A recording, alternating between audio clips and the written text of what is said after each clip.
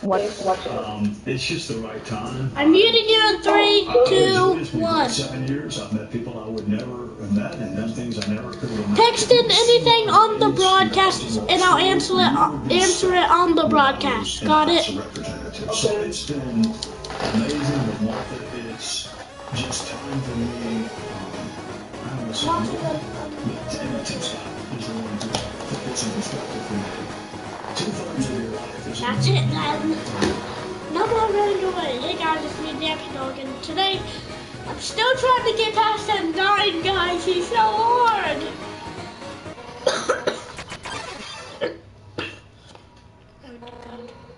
Undyne.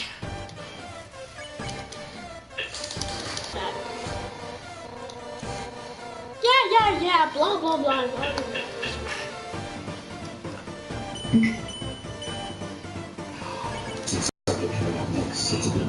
And listen, this is really, it's made international news around the world, and we want you to decide whether you believe it or not.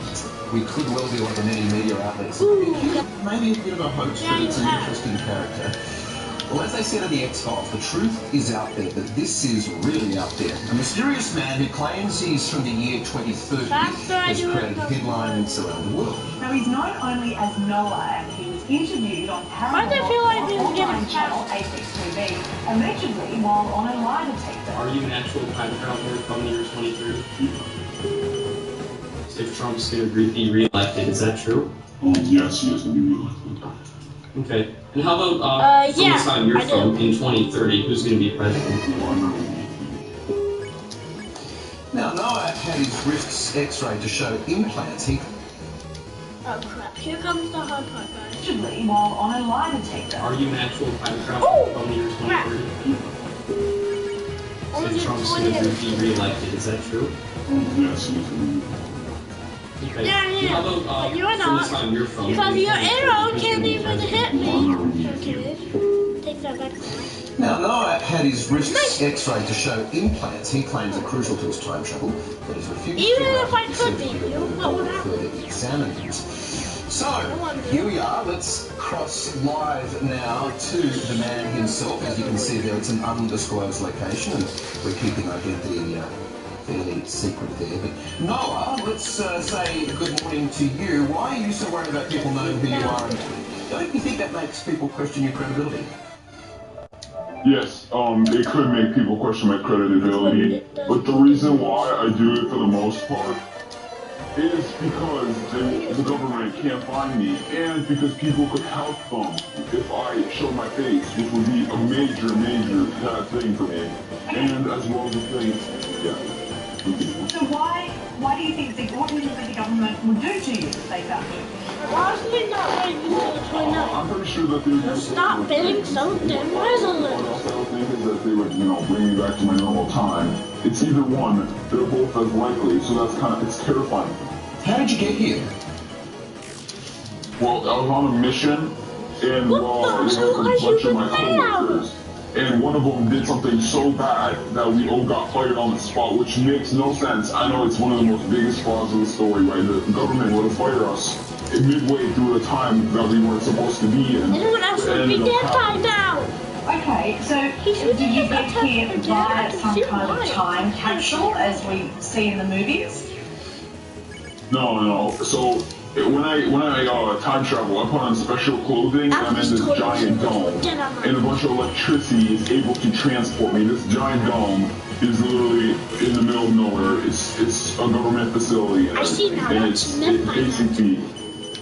No, it sounds pretty far-fetched. It sounds like rubbish. I know. Well, that's why I'm trying to at least show as much proof as possible, like a lie detector and, the thing that's literally in my wrist. Well, hang on, we can't analyse what's on your wrist, and lie detector tests can be notoriously dodgy and rigged to do certain things. I'm interested if you came in a special suit, but you're now sitting in the year 2018 wearing a hoodie advertising Apex, which is the TV channel you made this special for. Yeah, but I got this hoodie from Apex TV, and time travelers don't wear suits. They don't wear We basically wore like normal stuff. Like we wore like white shirts, white pants, and everything. Now, who's the president you talk about? This name that you mentioned, I wondered whether it was a weird anagram suggesting a joke of some kind. Alana Remeke? Who's that? Who's going to be the president in 2028? I said Yolanda Renee King, and like a lot of people are thinking Yolanda Renee King. Basically, a lot of people are. She is going to be 21 when she's the president, Okay, but that's that's because Martin Luther King's granddaughter. yeah. Yes.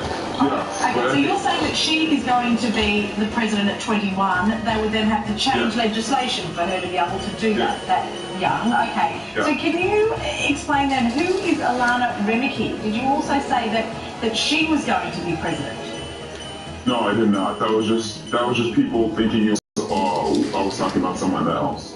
Oh, okay. That's a bit weird. Hey, tell me, 2030, is there a cure for cancer then? There's no cure to cancer because there are several forms of cancer. There's no one that, cure. There can't be a cure for all. What's the most interesting thing about the year 2030 where you've come from? Well, there's nothing much because it's literally 12 years. But there is robots, not robots, like you think that they're everywhere, but AI is AI is a huge part of the future. But there are robots that are literally starting to be released out into the public. I'm not joking. Are there still TV presenters doing stupid interviews like this? The air already. 2%? 2%ers, that's pretty much us actually. You've summed it up. What about what people are watching on TV? Is reality TV still big? Reality TV is as big as it is now. It doesn't really change, except you watch stuff on your phone and on a computer. You don't really watch on TV anymore. Well, I don't think I've done an interview before to an undisclosed location to a audience, so that's been fascinating with you. Thank you for your time. We appreciate you coming on. Good luck heading back to the future. Thank you so much. You're a 2%. Well, you're 1% and I am. Plenty more to come this one.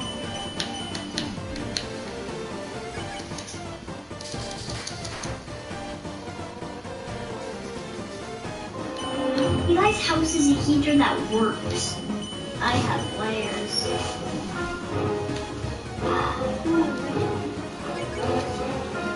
This isn't. I don't use that noise, guys.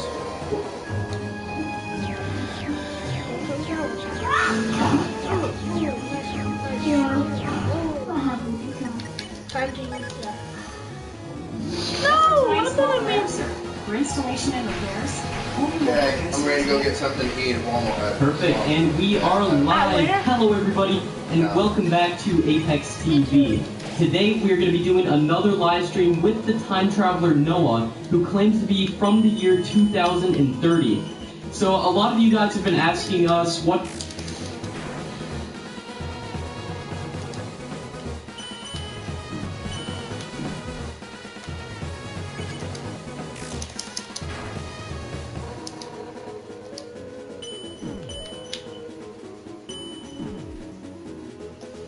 I don't know how to fight those arrows. Not the biggest one, there's bigger ones. There's bigger hero news stations and stuff like that. Okay. There's way much more bigger. I mean, like, Yeah. I'm sorry, I don't want to expand your guys' CEO, but yeah, there are bigger companies. I'm just gonna say that straight up. Okay, makes sense. Another super chat from Propaganda for Your Face, thank you, asking, do any new countries pop up in the United States? I'm not really sure how a country would pop up in the United States. I'm assuming he refers to like a portion of the U.S. breaking off, becoming a country. Well, there's like this slang, like it's not that much of a change. It's not really new countries. It's just Canada and Mexico. Okay. We're like taking and growing. We're like not like moving around our land a little. Not really anything. There's a lot of countries that start off in Europe. In Europe, okay. But okay, interesting. So another super chat from Derek Pinto. Thank you, Derek. Asking, what will be the price of Bitcoin in 2030? Can you disclose the actual price? The price? I don't remember. I clearly don't remember. So, but is it? Can you give us an idea, like a ballpark? How high is it in 2030? In 2030, it's about 3,000, which is a lot. So wait, so what about the people who claim that Bitcoin is going to be at 1 million by 2020? I think they're kind of over exaggerating it. I think what they need is a couple Bitcoin, because right now there's like some people who buy a little bit of Bitcoin. Like there's some investors who bought like 100,000 there, but it's clearly go get good. I'm pretty sure it's about 50,000. I don't know. It's like somewhere near that. Interesting.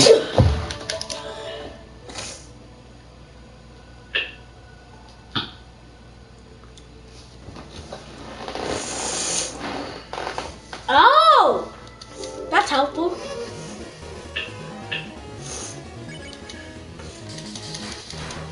Alright.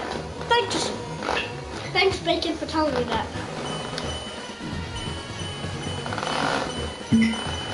In this video, I'm going to examine and critique Dr. Stephen Greer's position that there are no hostile extraterrestrials visiting our planet.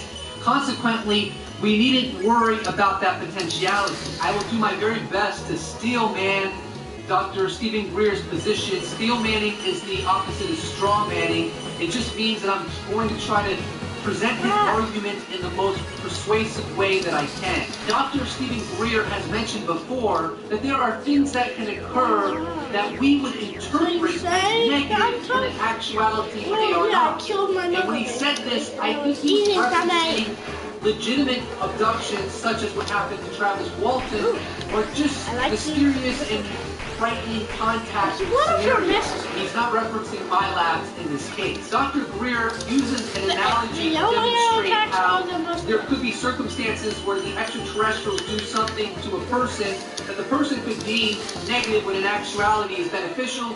He references circumstances where he has to engage in surgery on a child because it's an emergency situation and there's not enough time to administer anesthesia, and so he has to do it without any anesthesia, and the child probably thinks that Mr. Greer is a monster when in actuality he's attempting to save the child's life. The problem I have with this argument is that it assumes that the extraterrestrials have an objective moral standard that reflects what we would deem as a moral higher order, but that's not necessarily the case. Let's face it, the extraterrestrials' bias may not indeed reflect the best interests of humanity. Moreover, just because these civilizations may not ruin their biosphere as we are ruining our biosphere, just because they may not be engaging in war and strife as we are engaging in war and strife,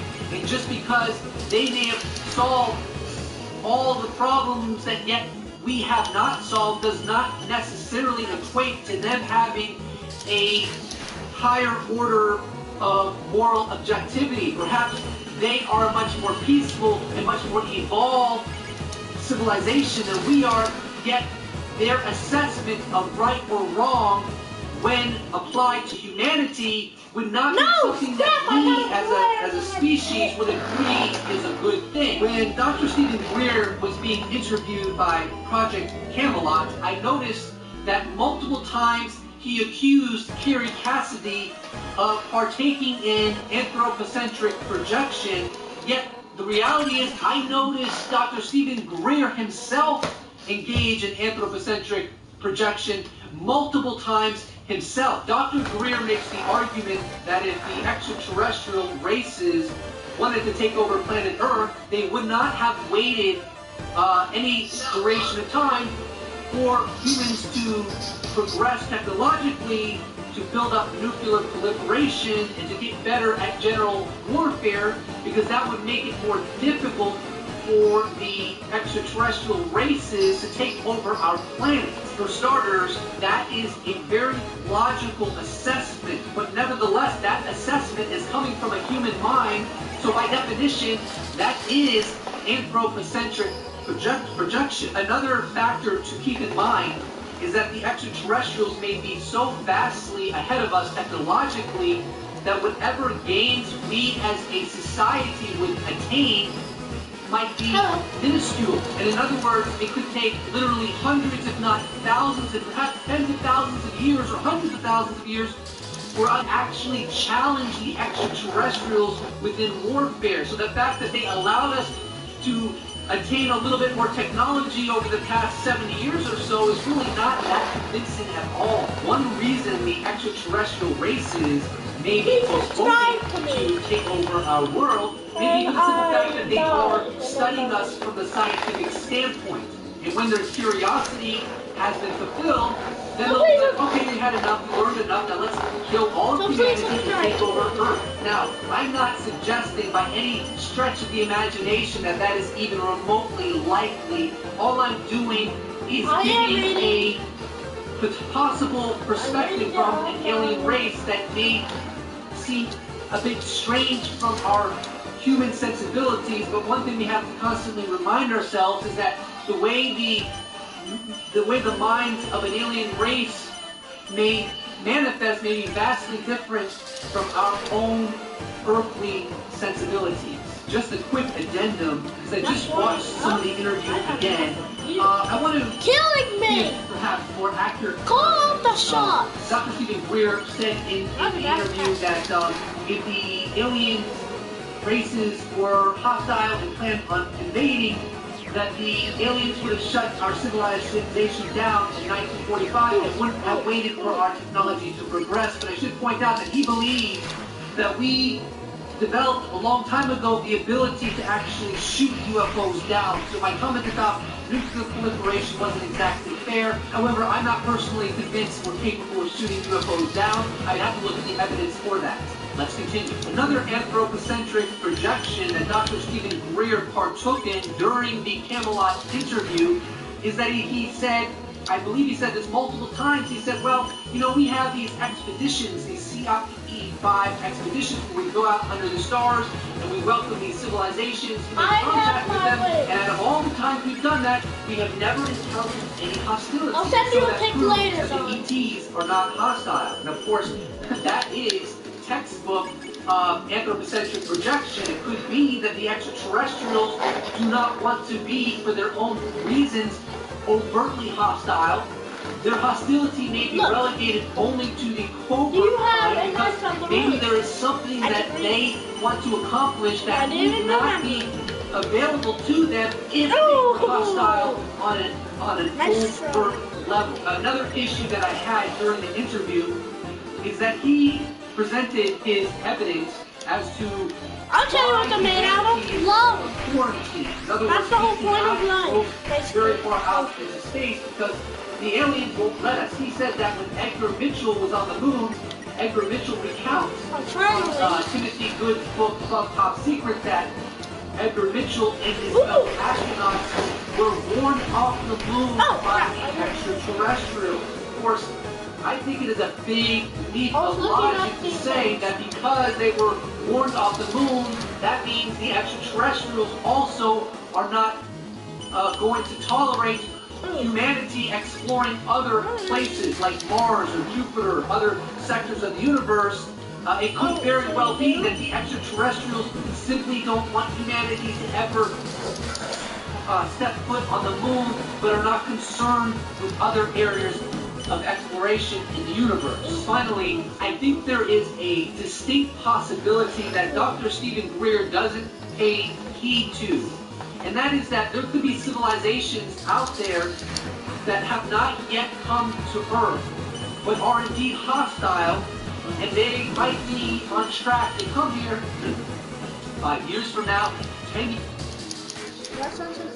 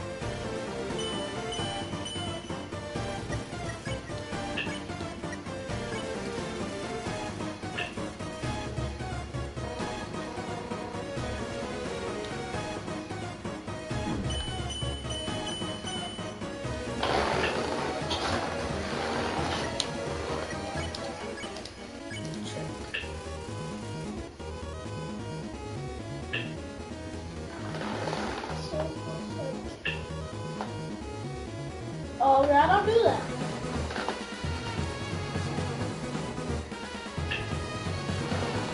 We'll go 10 shot.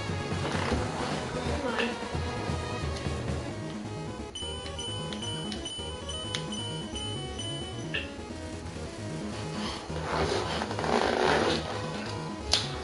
That's some gold.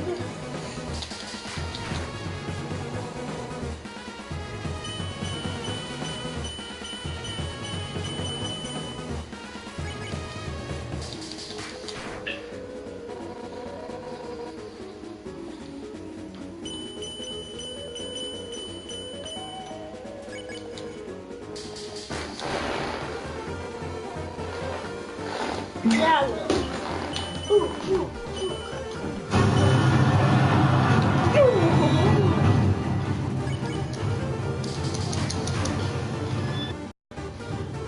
Hey, Cobos! Hey, Dreadlord. Sorry about that, guys. It's just one of my friends. Cobos! Everybody thought I would make a wrap-up video to this. Yeah.